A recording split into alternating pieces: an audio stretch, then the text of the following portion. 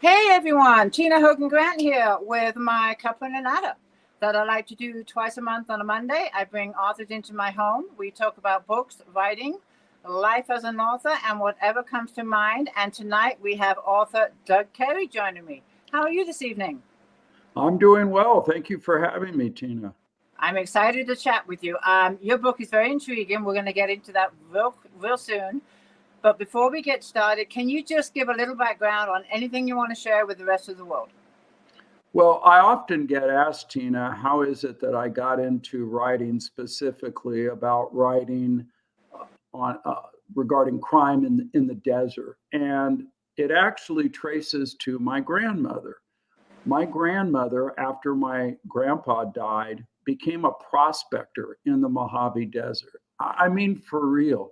Wow. She moved into the middle of a lonely desert valley surrounded by nothing but creosote bushes and Joshua trees. Nothing. She had kerosene lamps for light. At first, she had water delivered into a tank by truck, but then she witched a well. She had a little fireplace for cooking and for heat. I mean, she was the real deal. She drove around the desert in a four-wheel drive before four-wheel drives were a thing. A remarkable lady, and she dressed very colorfully too. She was that kind of a woman. She was a tough lady. Oh, she was amazing. And was she by herself? Yes, by herself. Very handsome looking woman, very striking looking with dark hair and nice features. She was quite a striking looking woman, and she would roam the desert. She had a mystical touch to her. She said she could feel the energy of the valuable minerals. Her arm would tingle when she got close, and she was never scared of rattlesnakes because she said she could talk to them and tell them to hush and that everything was fine. I hate snakes. She was amazing. And you can imagine as a little boy, right, going on family vacations, visiting a grandma like this. I mean, I was completely captivated. She collected a lot of relics, and she built several mining cabins to display her different relics that she'd found across the desert. So it was like a treasure hunt all the time to poke around her property. She also had an amazing collection of back issues of Desert magazine with all these tales of desert mystery and missing persons and lost treasures, things like that. So that's what got me into exploring the desert. At a young age, I got my own four-wheel drive truck, went to work, on nights and weekends, bought my own four-wheel drive truck and started exploring the desert. And one thing led to another, and now I write about crime specifically in the Mojave Desert, the deserts of Eastern California, Nevada, Arizona, northern Mexico. What an amazing story. And how long did she live out there? Oh, gosh. All right.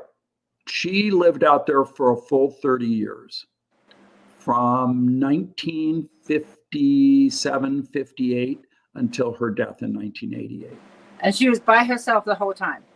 She was by herself. She did have a companion who lived with her. They weren't living together like romantic partners, but there was a fellow who was younger than her who came out, and he lived with her for part of the time. He was taken by her, and he would help her with her mining and just liked puttering around with her. So part of the time, especially as she got older, she did have a companion, but most of the time she was just on her own. She was living the life for her to the fullest, it sounds like. I mean, Mojave Desert is grueling. The temperatures can get, 120, 125? Well, she was in the high desert, Tina. Actually, she complained more about the cold than the heat. She liked the warm. And she had an outdoor bed, kind of a hammock style thing. It was a full-size mattress, but it was a set up in sort of hammock style outside. And she would sleep out there on summer nights. But the winter could get a little tough. She just had a little wood stove that she fired up that would keep her place nice and warm. And yeah, she was interesting. I mean, she also had a beautiful garden. And she In the would desert. collect, yeah, she would collect, well, native plants. She Okay. would collect cuttings here and there, and she had various kinds of desert flowers, cacti, you name it, and had really just a unique and interesting property. I mean, I would love to meet her. She sounds fascinating. Are you going to be writing her story? Well, I work little bits about her into my writing, and I wrote a blog about her, but I don't have any plans to write a book. I'm really focused, Tina, on the true crime. I think it makes the best use of my skills. Fascinating. Yeah, don't hold it against me, but I'm a lawyer by background. So right, yeah, I see that you got your law degree, and you said that your grandmother's in the high desert, because where I live in Fraser Park, we are considered the high desert. But we don't get the temperatures like in the Mojave, but we do get the cold. But Fraser Park, even though it's 5,000 feet elevation, they consider it high desert. So I do want to just acknowledge some of our readers that are joining us. If you just joined us, again, I am talking to Doug Kari. He writes true crime in depth. I want to add in depth.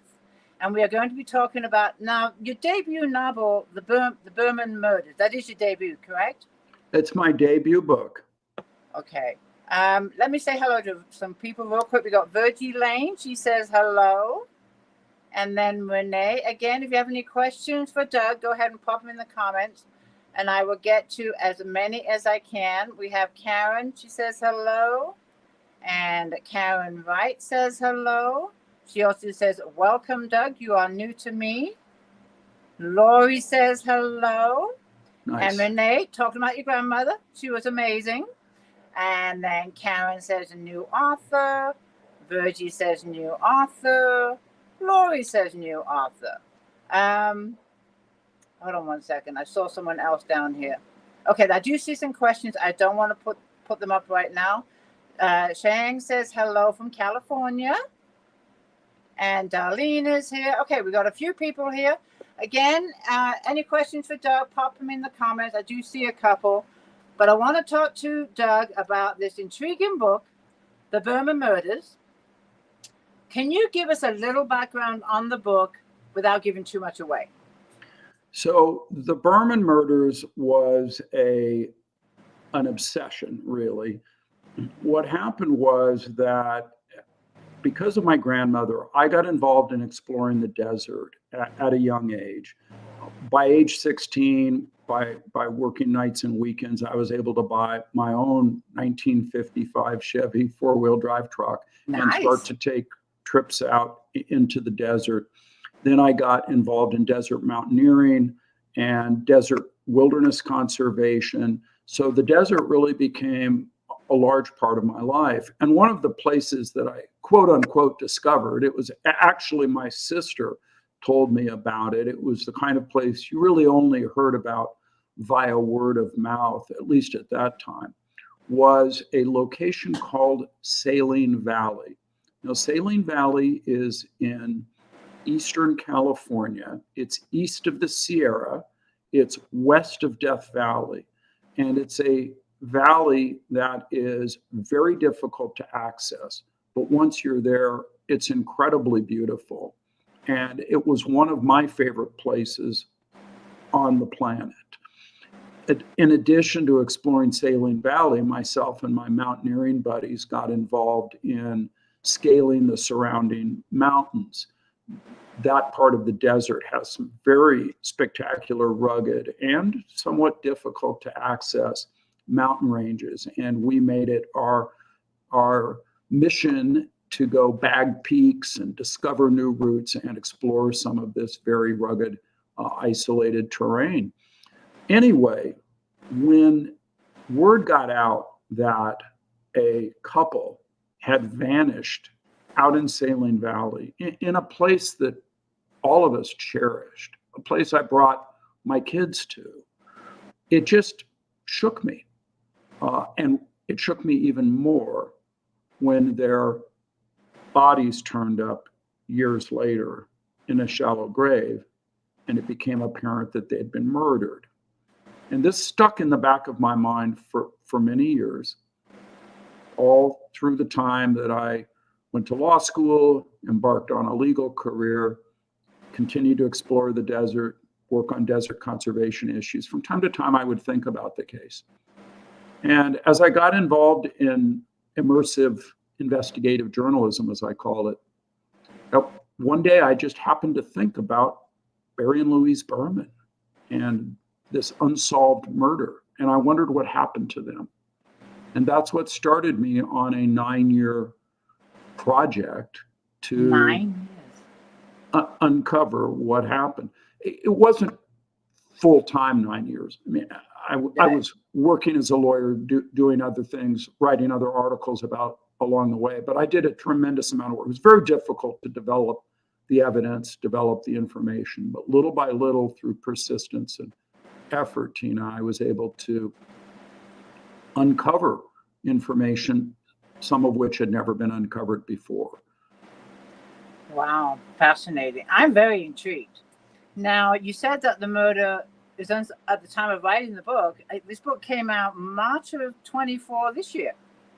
So it's a new book. It came out just this year, March the 5th. And it was unsolved at the time of publishing. Is the murder still unsolved? Or I don't want you to give too much away of the book, of course. Well, on the books of the Inyo County Sheriff's Office, it's unsolved, and I think it'll remain that way forever.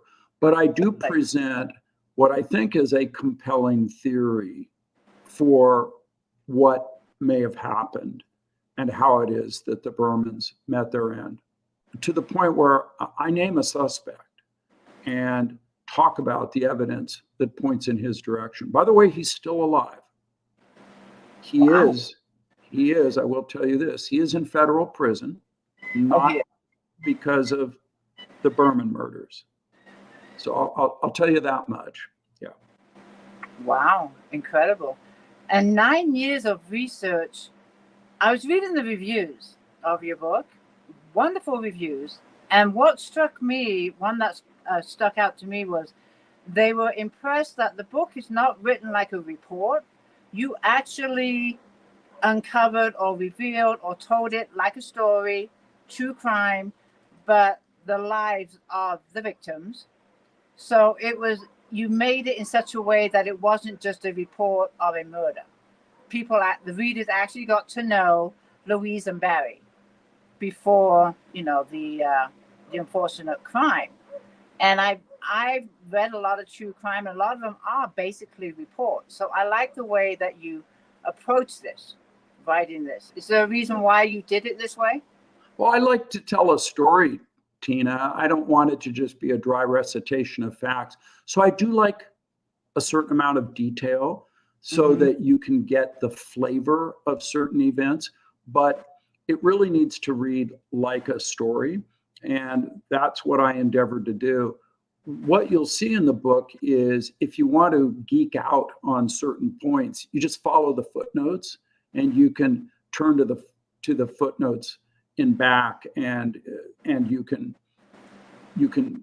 find a lot of little rabbit holes that I went down. But I didn't want that material to interrupt the flow of the story. And yes, it was very important to me to tell the story of the Bermans. First of all, because they're fascinating people, absolutely fascinating. But also because I believe that the dynamics of Barry and Louise Berman as a couple may have been part of the bad chemistry that led them to be murdered. Not saying that they were responsible for it, but it was a human interaction gone bad, is the theory. Oh, well, because I was going to ask you if there's any kind of motive for the murders, but... Well, the motive that those who were close to the case settled on, and that I came around to in researching the book, was that the perpetrator had a sexual motive, that likely he had misinterpreted the nudity at the hot springs where Barry and Louise were camping, the fact that they were hippie types, the fact that Louise Berman was very outgoing and chatty. Most likely, in his warped perspective, he saw that as an invitation to sex. And it's possible that one thing led to another and there was a fight. But there's a couple of possibilities of what might have happened with what we know about the perpetrator's personality versus what we know about the Bermans that could explain how an encounter could turn deadly. Wow, incredible. And how old were the Bermans?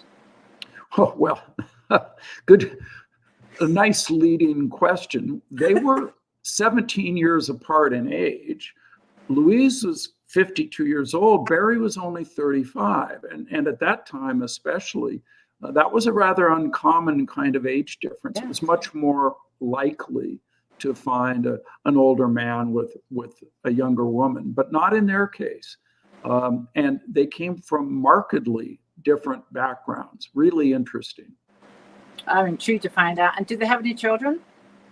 No, well, no children together, but let me give you a little taste about Barry and Louise. So, oh, I hear a little chirping. So, Tina, I have to confess to you, I've adopted from the desert a black field cricket. Don't ask me why. I'm not going to ask. I don't know. One thing led to another. I didn't want to kill him. And the next thing you know, I'm doing research about crickets and figuring out that it's a male. I'm glad it's not a snake. He's chirping for a female. And so I got him a female, but she's a house cricket. So I don't think it's going to work out real well in cricket world. But I hear him starting to chirp now, and he just needs to give it a rest. There is a female in there with him, but I'm just not sure he's not taking to it, huh? So if you hear a little chirping sound in the background, that's no worries. You'll know what it is. So let me tell you about Barry and Louise. Louise, 52 years old, was born in East Los Angeles in more of a working class kind of a family. Her mother had many lovers and husbands. And along the way, she was molested and ended up being farmed out while the molesting man continued to live with her mom. But when her mom moved on, then Louise moved back in. But because of that, there was always conflict between the mom and the daughter. They didn't bond. She didn't have a relationship really with her birth father, and kind of predictable, I guess. She sought love from other men at a young age, was married young, had children young. And by the time she met Barry, she'd had kind of a tumultuous life. She'd gone through a phase as a 1950s secretary. Then she'd gone through a very different phase as a wild child of the 1960s, taking drugs, dropping acid, that kind of thing. She had just a string of lovers. But then she discovered transcendental meditation, and she became the disciple of a Punjabi guru. And that's how she met Barry, because he was also a seeker who had become a disciple of the same guru. Now, Barry came from a completely different background.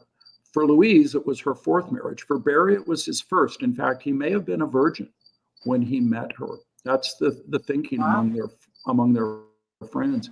He had been born into fabulous wealth. His father was an old school entrepreneur at a level that is just remarkable. He was the man who built the Kahlua brand into a mega liqueur. He bought the Kahlua liqueur brand when it was just a no-name kind of a proposition, sold maybe 1,000 cases a year. He built it into a 1 million case a year worldwide business. And he had a yacht named Kahlua. He had multiple mansions. He had a mansion in Acapulco, a huge mansion on the shores of Lake Arrowhead in the mountains above Los Angeles.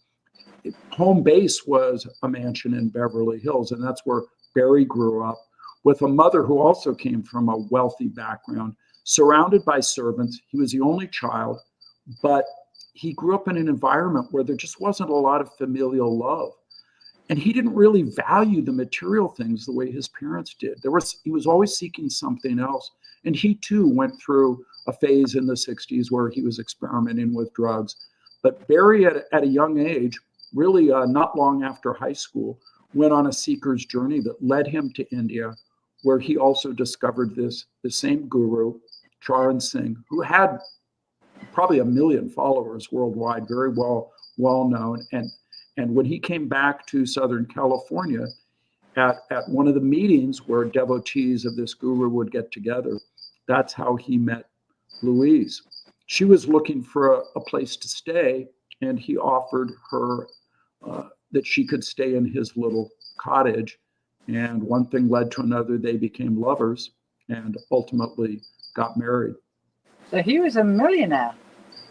He was the heir apparent to a fortune that included not only Kahlua at that point, but his father had branched into oil and real estate. Let me give you a taste of what I mean. I mentioned Lake Arrowhead. His father didn't just have a mansion on the shores of Lake Arrowhead. His father put together a partnership with some other men and bought the entire lake. They bought 3,000 acres of surrounding woodlands. They bought the adjacent village, and they developed the golf course up there. So a lot of what you see nowadays surrounding Lake Arrowhead was at one time owned by Jules and his partners. He owned Runyon Canyon in Los Angeles. He was the one who developed Huntington Harbor. He palled around with Armand Hammer, Pat Brown, the governor of California. This guy rolled really big. I mean, as a getaway kind of a place, he and another partner, who was one of the founders of FedEx, had a fly-in 10,000 acre hunting preserve up near the Oregon border. He was rolling at a scale that's hard to imagine, right? A garage full of exotic automobiles. And Barry just pushed back on all that from a young age. His best friend when he was young, who's now a plastic surgeon in Beverly Hills, kind of a celebrity plastic surgeon, but nonetheless a very down-to-earth guy. When we met in front of the Berman mansion and walked around, and he talked to me about Barry, he said just from a young age, Barry was just different. None of that stuff mattered to him, really. And his father would have given him anything, Tina. Anything. So when you met Louise, I'm assuming he didn't talk about his wealth. He was living a simple life. Well, she knew he was wealthy, but I think she also knew that if she was with Barry, that wealth was not going to be the manner in which they lived. So Jules at that point owned a 3,500 acre oceanfront ranch called El Capitan Ranch, north of Santa Barbara. Fabulous open space, ranch land, coastline. And it was one of the most exquisite pieces of mostly undeveloped real estate in California. And there was a trio of little cottages on a 12-acre slice of land along the coast, really an exquisite parcel. Last I checked, it was still owned by Brad Pitt and Angelina Jolie. I'm not sure how they disposed of it after the divorce, but it was one of their properties, this 12-acre slice. But Barry's father owned, like I said, 3,500 acres of this amazing property. So there were 3 little cottages, and Barry and Louise and other devotees of Charan Singh took up residence in these little cottages and had kind of a little commune going, a village of like-minded folks who were into meditation and spiritual enlightenment. And although Barry accepted certain things from his father, wealth just wasn't one of them. It wasn't his motivating factor. Incredible. You must have been just in awe researching the 2 victims. I mean, just the things that you uncovered when you're doing the research for this book must have been fascinating. It was wonderful. Their friends were so generous in sharing memories with me and explaining things to me. The successor guru to Charan Singh came to speak at a center that they have in Petaluma, and one of the folks invited me to come hear him speak. I had a lot of interaction with him. I found them to be fascinating, thoughtful people. I can see why. I do want to pause for a minute, and I'm ignoring our readers here, Okay. and get some questions. I'm just so intrigued by this couple. I'm going to scroll down and see if I can catch up. I apologize. I'm going to just pop up some random questions for you as I see them. Renee wants to know, what is your cricket's name? Credence. What is it? Credence, as in truth. Credence. Okay. And then Karen wants to know, do you have any other pets besides your crickets? Not at this time. I'm a dog lover, but I'm in between dogs. Okay. We just got a puppy, well, Aw. 5 months ago. His name is Jack. We have a Brittany that's senior, 15 years old, Tess. And we just got Jack, and I've forgotten how active a puppy is. It's been 15 years. It's like, oh my God. But we are having so much fun. We're having fun with Jack. But it's like, wow. All right. All right, let's see what other questions do we have. Dana wants to know, these are just random questions I'm popping up for you, Doug. Dana wants to know, do you have a special place to write? Right now, I'm in southern Nevada, and this has been a really great place for me to write. I have a little townhouse here that is like a cave almost, where I can get away from the sun, where we had 120-degree heat over the weekend, and hunker down and just spend long days writing. Yesterday and the day before, I started at about 6:30 in the morning and went straight through till 8:30 at night. I mean, obviously I stop and have a bite to eat, Right. that kind of thing, but really just went straight through. Writing is almost like a disease. It just takes over your life. Imagine you have a life, and it's like preparing a meal, and you think, okay, well, I've got this food and I need enough for the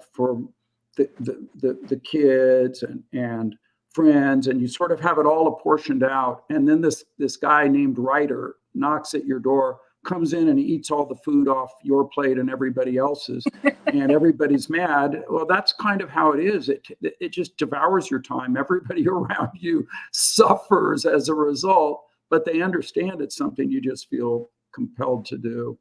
Yeah, it is. I hear. I mean, I recently finished my last book, Secrets Told. It's coming out next month. And I'm anxious to write, but it's been 2 or 3 months because I'm so busy getting this book ready to go and prep for publication. But now it's like, okay, I'm ready to sit down and write. And it's like you said, it's a disease. If you don't get that fixed, you start getting anxious. And that's where I'm at. I'm ready to start my next book. And it's happening. It's happening. Nice. I got to ask you real quick. Well, you know what? I don't think it applies to you, because I ask a lot of authors, do they plot their books or they just sit down and write? You, on the other hand, have to do a lot of research. So it doesn't apply to you. But a lot of authors, including myself, I write fiction. So I just sit down and I just write. I don't plot it. I don't know what's going to happen. I don't know how it's going to end. And I have my characters talk to me. But you writing what you do, true crime, you can't do that. You have to do the research. Well, I have to do a certain amount of research in order to get started. But what happens is I get the itch to want to get some of it down on paper. So I start writing, then sometimes I have to go back and backfill, or I have to pause and track somebody down and interview them before I can move to the next piece. So it's a little bit haphazard, Right. but yeah, but it works. It works. It works. Renee's got a question for you. She's asking, were the couple robbed? I wonder if the killer knew he was rich. Good question. Robbery was one of the theories that was explored by the sheriff's office, but there wasn't anything to indicate that a robbery had taken place. And moreover, it's just not the kind of location where you would expect someone to try to engage in an opportunistic robbery. You'll hear when I read about the locale, because I'm going to read a little excerpt. It's very remote. And the kind of people who go in there aren't the kind of people who are really going in there to rob. For one thing, because it's hard as hell to get in there. Get in there. You've got to own the right vehicle. You have to be prepared. And so it just doesn't draw that kind of person. So the thinking was robbery really didn't provide a good motivation. The other thing is, I mean, they didn't have a lot on them. They were hippie types traveling in a little economy. Yeah, Illinois. Yeah. Yeah. Okay, I'm going to get a couple more questions, and then I'm anxious to hear you read. So Karen wants to know, what kind of hobbies do you have? Besides exploring the desert and writing, that's really what I have time to do. Because of the kind of writing I do, it does lead me into areas of the desert, but I don't, for example, I don't have the itch that a lot of people have to do a lot of international travel. I mean, I have been various places in the world, but that's not what fires my imagination. I don't watch football on TV or sports on TV. None of it. I'm terrible that way. I'm not a good example of the quintessential American male. I'll tell you what I did, for example, just as a fun weekend for me, just a few weekends ago. I get up at 4 a.m. and get into a 4-wheel drive and start driving and taking photographs as I'm crossing through part of the East Mojave and then into Death Valley, and then ultimately coming out into Lone Pine, California, and meeting up with my son and his wife, and we do some more exploring together. That for me is as good as it gets. Sounds perfect to me. That's my kind of weekend. I love it. My husband and I, we go for ride. We both ride bikes, and we just pick a highway and we just go. And I love Lone Pine. Lone Pine is gorgeous. And then we go up to Bishop sometimes too. Bishop. Well, yeah, I have property there, so I'm very tied to that area. That's kind of home base for me. Nevada is where I'm spending a lot of time now, but Lone Pine is really what I consider to be home base. It's beautiful. It's very nice up there. I went to the museum. They have the museum up there, the Western Museum in Lone Pine.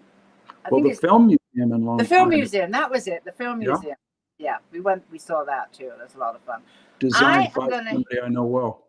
Yeah.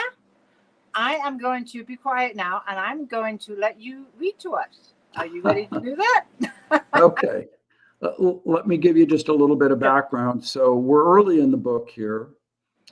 A call has come into the Inyo County Sheriff's Office that out at the hot springs in Saline Valley, there's an abandoned vehicle, and that the 2 people who had been camping with this vehicle are nowhere to be found. So a deputy has been dispatched to go check it out. His name is Larry Freshour, and on Monday, January 13, 1986, he's driving a 4-wheel drive Sheriff's Department Bronco as he heads into Saline Valley.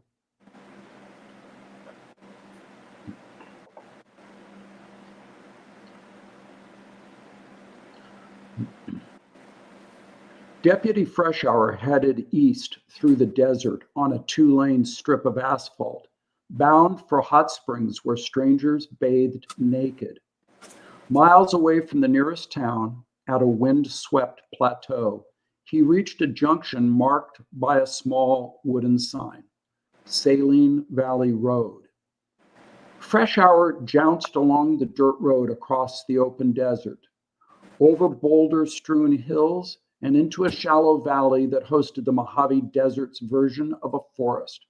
Joshua trees, thousands of them, coloring the valley a dusky shade of green, named by 19th century Mormon pioneers who thought the upraised limbs evoked the biblical Joshua. The so-called trees are succulents, akin to giant cacti. The road climbed a spur of the Inyo Mountains, which was the mountain range that Freshour needed to cross on his way into Saline Valley. The dirt surface turned rocky as it ascended a volcanic slope, and there were snow patches from an earlier storm.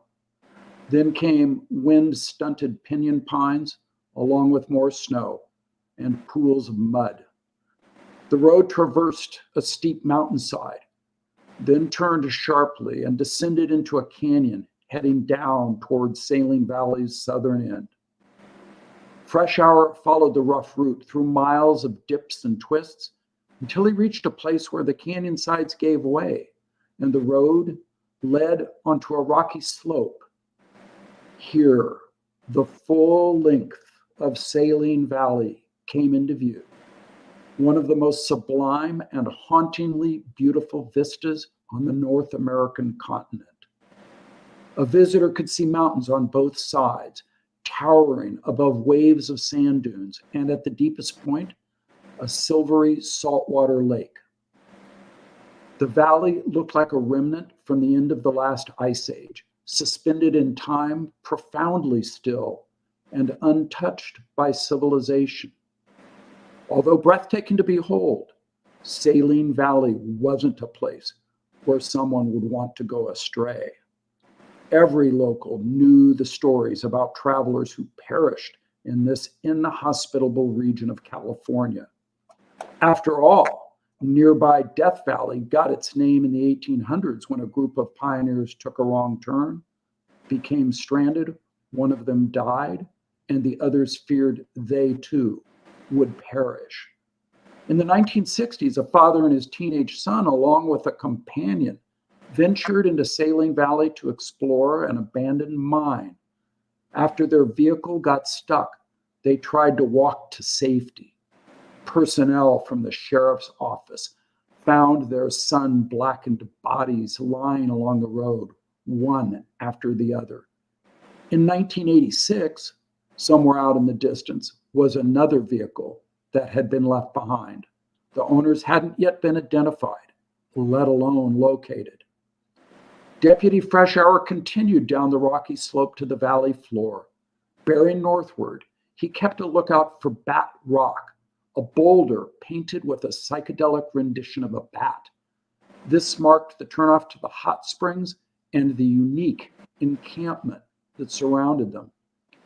By 1986, the hot springs in Saline Valley had become the site of a cultural phenomenon, at times appearing like a scene from the movie Mad Max or foreshadowing of Burning Man. At one of the camps, you might find a magic bus full of flower children. In another, a group of firefighters on a weekend retreat. Saliners shared a love of the valley's ethereal beauty and seductive aura of wide open freedom. Although the soaking pools at the hot springs were denoted as clothing optional, the reality was that most bathers got naked. Nudity was also acceptable around the campground. It was commonplace to see people wearing nothing but sandals and their birthday suits, perhaps accessorized with sunglasses or a broad-brimmed hat. But the ubiquitous nudity didn't mean the springs were a hotbed of licentiousness. There was an unwritten code: no leering at strangers, no unwanted touching, and no hitting on someone unless doing so was clearly invited. Saline Valley was more about getting back to nature than getting busy with other campers. Wow. Very good. And so I love the description. I mean, you just put us right there. I loved it. I'm going to put out some comments for you. Virgie Lane says, very intriguing. Thank you, Virgie. Karen says, so interesting. Love the descriptions. Oh, Wonderful nice. reading. Thank you. Elaine says, a must read. Aw. Carol says, I love this. You got all kinds of comments coming up. Barbara says, thank you for the reading. Thank you, Barbara. They're coming up quicker than I can punch on them. Okay, Karen said, very fascinating. And she says the same thing. Love the descriptions. Wonderful reading. Thank you. Nice. Karen says, listening to you makes me visualize that I'm in Saline Valley. Lori says, so interesting. Renee says, your description is making us feel like we are right there.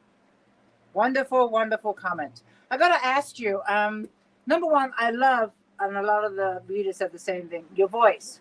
When you're reading, you have a great reading voice.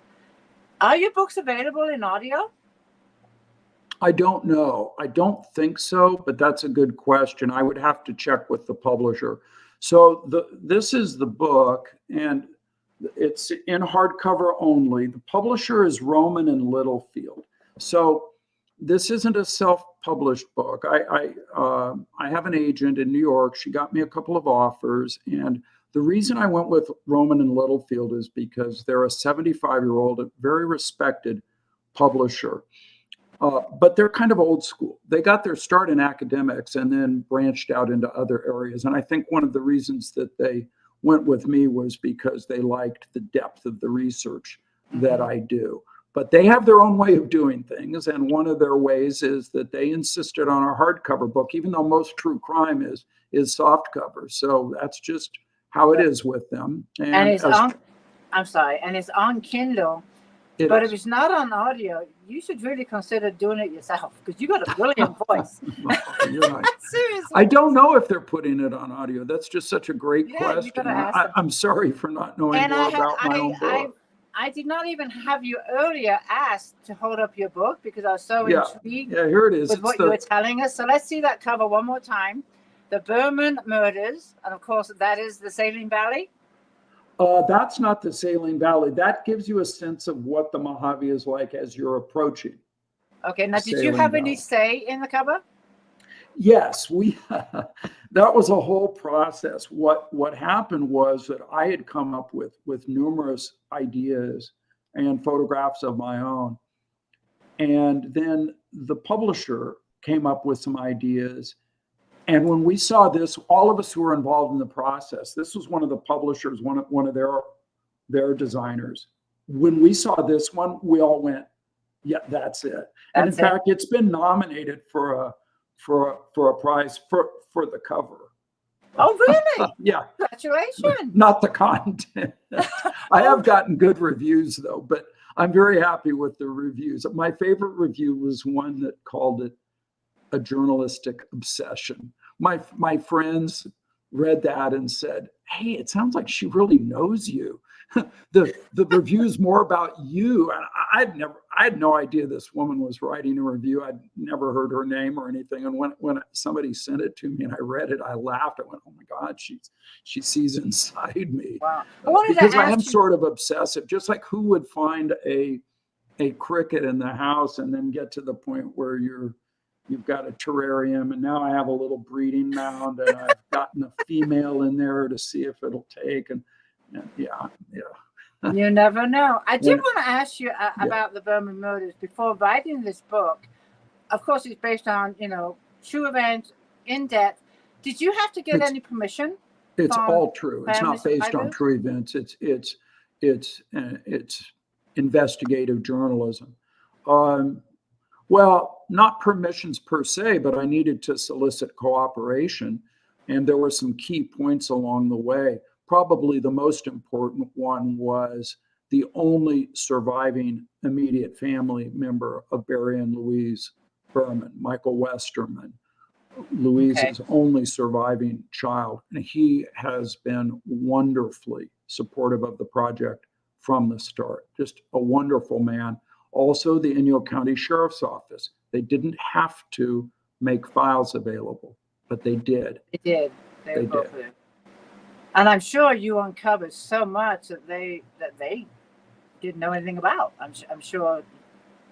Uncovered enough that they reactivated the investigation.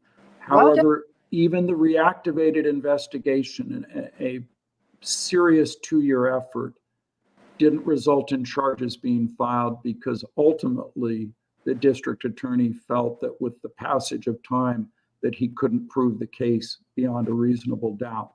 A controversial decision, and one that I don't necessarily support, but I understand. As a lawyer, I know how difficult it can be to prove a case to a jury, particularly when you're facing a burden like the burden of proof in a criminal case, which is somewhere just below a certainty, beyond a reasonable doubt. Sometimes it's phrased as to a moral certainty. Yeah, with being a lawyer, I was also surprised that you actually named a suspect in your book. And I'm sure you backed it up with reasons why. But I was surprised by that. Well, in my practice over time, I have been involved in defamation cases, intellectual property cases, and such. So I have a pretty good understanding of what I can and can't do. Right. But I'm also willing as a journalist to take certain risks. You can't be 100% sure when you're writing about real people and real events that someone might not object. And not everyone is willing to sign a release, certainly not a suspect, Right. but even other people, even people who are very cooperative, weren't necessarily willing to sign a release. They see some sort of legalese, and it's like, well, what's in this for me?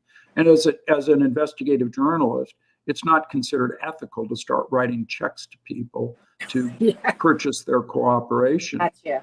So you assess it, you do the best you can, and you put it out there. And that's what I've done. But I'm confident in the work I've done and in the statements that are made.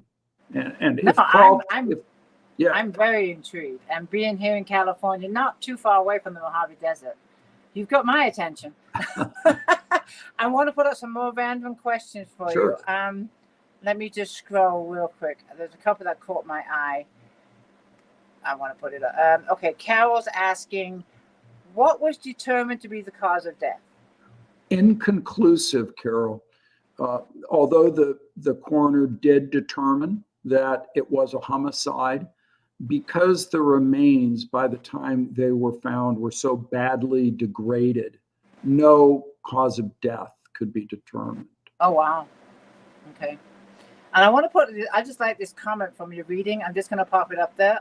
She says, I love reading true crime, enjoyed hearing your voice as you read.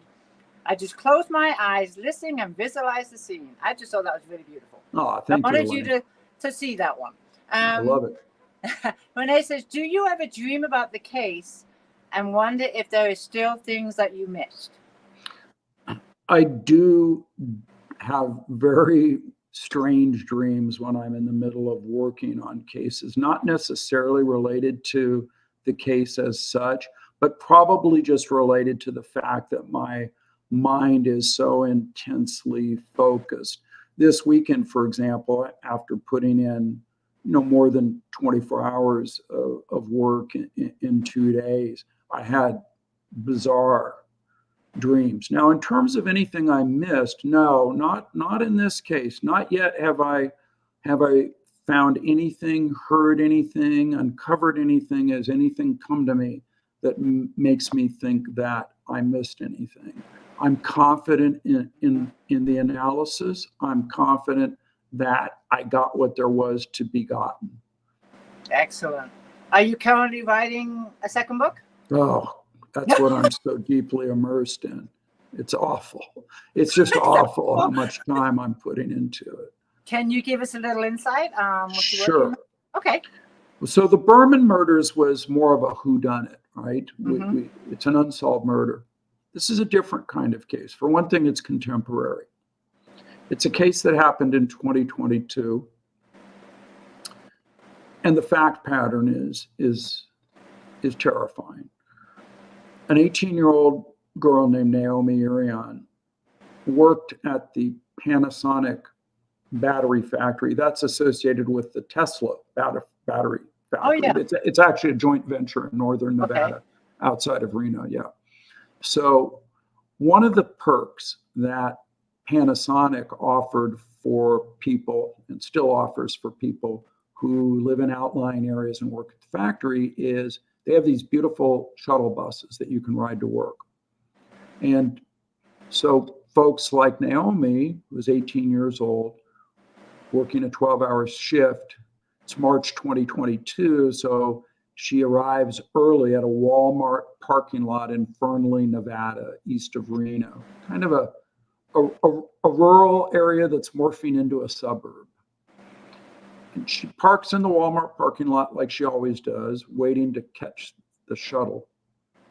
And a man forced his way into the car, drove her probably for at least an hour or more.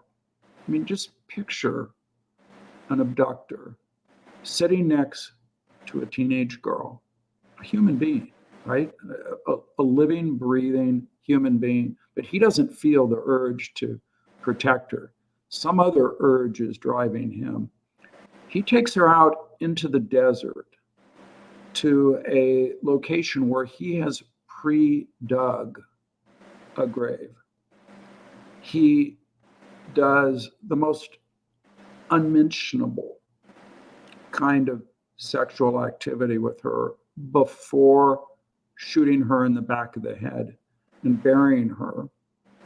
And then he comes home, driving his very expensive truck to his lovely girlfriend's house where her kids are.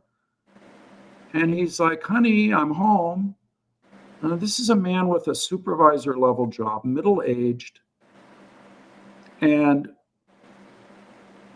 there's three things that I'm exploring in the book. First and foremost, why? When I heard about this, and I heard about a note that he had written to his girlfriend that was ultimately uncovered by the sheriff's department, where he talked about how he'd always had a terrible darkness inside of him, I wanted to understand that darkness. Number two, the sheriff's office did tremendous work along with the FBI and other local sheriff's office. It was amazing how quickly they cracked the case. Unfortunately, Naomi wasn't to be saved, but the perpetrator was identified after heroic work. And that part of the story is just exciting, the detective story, the chase. And then number three, I wanted to explore Naomi herself, because even though she was only 18 years old, she's really a young woman of tremendous depth. Her father was in the Foreign Service. She'd lived in multiple countries. She spoke multiple languages. She didn't have necessarily a good self-image. She was a very pretty girl, but she didn't have the classic American beauty. She was large. She was large of frame. She weighed over 200 pounds. She sometimes hated her body. She sometimes engaged in self-harm. But that also made her a person who was very empathetic with others. She really understood the suffering that other people go through. And she had an artistic side to her as well. So here you have this educated, interesting, well-traveled woman who's also had struggles with her body image, with bulimia, but who is now on a path where she's really going somewhere. And to me, she represented a form of lightness. She was really what I consider to be some of the best of what you might get out of a young person. And she encounters what might be some of the darkest that you get out of humanity. And that clash, that meeting of light and dark, for me is something elemental. And although there are parts of it that are difficult to dive into, I'm in there deep and understanding the roots of the perpetrator, the beauty and lightness of the being that was Naomi Irion, and then the extraordinary work that was done by the detectives and the law enforcement people who cracked the case. Wow. When did this happen, this murder? March 2022. 22. Oh, recently. Recently. And so there's a whole social media dynamic. It went worldwide. So there's all of that, the social media intensity and engagement that And occurred. I'm assuming her parents are still alive. Her parents are still alive. The family supports my project. Okay, that's what my question. How do they feel about you writing her story? They're okay with it. Now, I don't want you to give too much away from of the next book. I'm already intrigued. I haven't. The killer, was he a serial killer? Or was this just a one-time tragic murder? So he had a very troubling and interesting childhood and a criminal background from when he was a teenager. And then he had been incarcerated for a long period of time.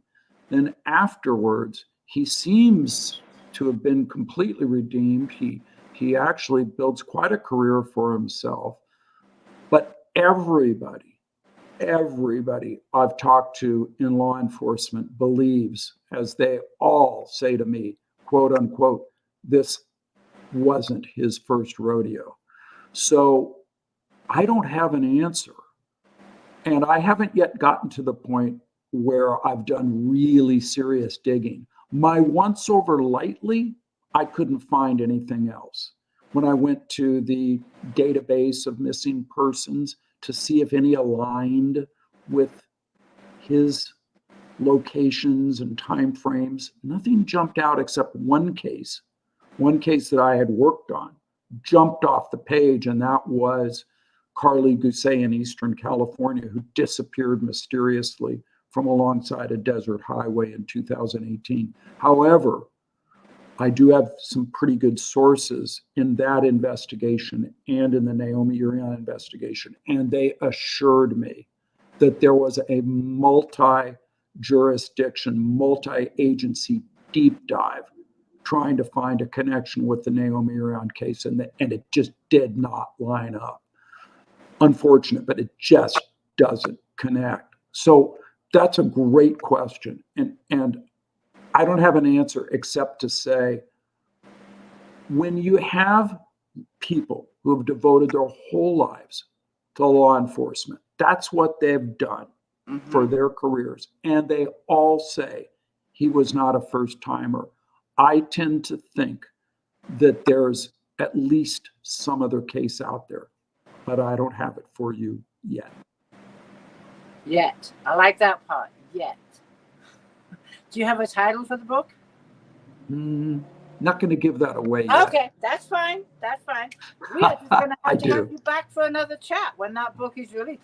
I'm intrigued with what you're doing, and I also value what you're doing and telling these stories, because they need to be heard. And it sounds like you do fantastic research. You don't leave anything uncovered or any stone unturned. And I'm very intrigued with your book and the next one too. This has been a fantastic chat. I'm looking at the time, and I could talk to you for another hour. I seriously could.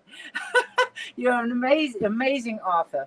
And I'm sure there's some more questions that I did not get to. But before we wrap it up, I always have a last question for my authors. For an author, aspiring writer, that would like to get a book published, what advice would you give to them? Well, first off, it's important nowadays to have a platform. I have a website, dougkari.com, DOUGKARI.com. I'm on Facebook, I'm on Instagram, and that's something that publishers look for. Are you more than just a writer? Do you have a platform? So that's one thing.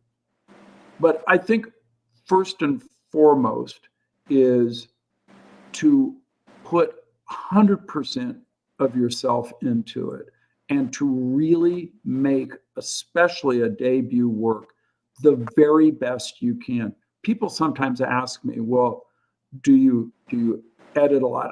I'm embarrassed to answer the questions. Well, how many times do you read it through? Like 10, 20, 30? Try hundreds of times, and then more after that. Additionally, I don't believe in friends and family reads. When I'm putting the kind of effort that I do into a project, I'm not going to let somebody into the kitchen who isn't a committed professional. So in this case, I worked with a couple of editors along the way, but they were all highly qualified. The most important editor on the project was a woman who had a 35-year career in investigative journalism. She was a true crime aficionado and a Pulitzer finalist. So that's the kind of editing that you want to try to get, people who are really qualified. And then once you have that, if you're going to go the conventional route of publishing, then you have to try to find an agent. And that's a daunting task.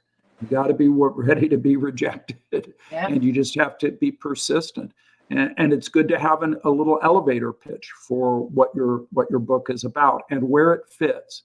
If you say, well, it's a little bit of this, a little bit of that, sorry, that's not really what people want. I mean, don't give them a salad. No, they want to know where do you fit in the market. So that's my best advice. It's a multi-phase process of getting a platform, a product, and a pitch.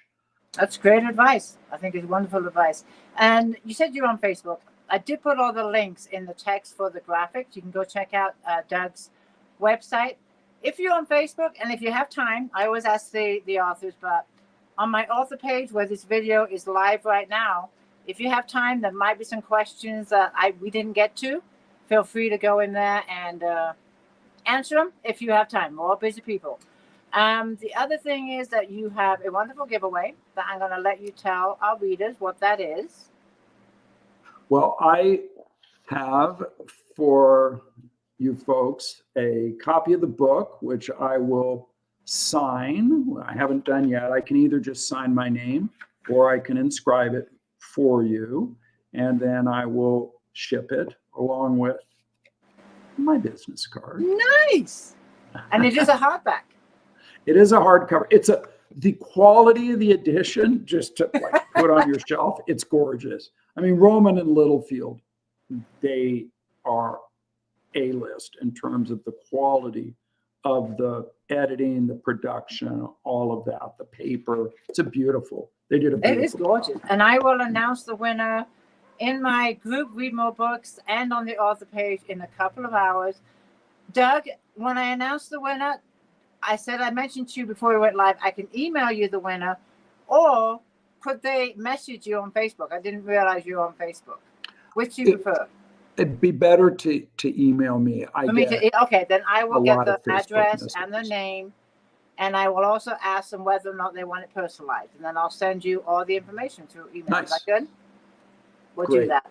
And then I'm also doing the giveaway that I do on every chat, and I know all of you know how this works. It's a $5 Amazon gift card. And if you can share this video from my author page to your favorite groups, to your friends, wherever you want to share it, but do tag me in your share so I know you shared. And if you do that, you are entered in the $5 Amazon gift card. Doug, this has been a fantastic chat.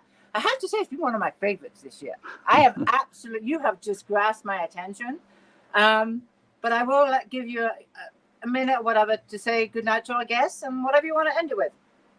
Well, I really appreciate it. I have a special place in my heart for people who love books. In my family, my mom, bless her heart, was an amazing reader. She devoured books, and she had lived a long life. And when she hit her 90s and her eyesight went, it didn't faze her at all. She just moved to books on tape. So my message would be keep reading. There you go. I love it. And thank you, readers, again for joining us this evening. Thank you for the great questions. And I will be back shortly with the winner. Good night, everybody. Thank you, Doug, again. Thanks, Tina.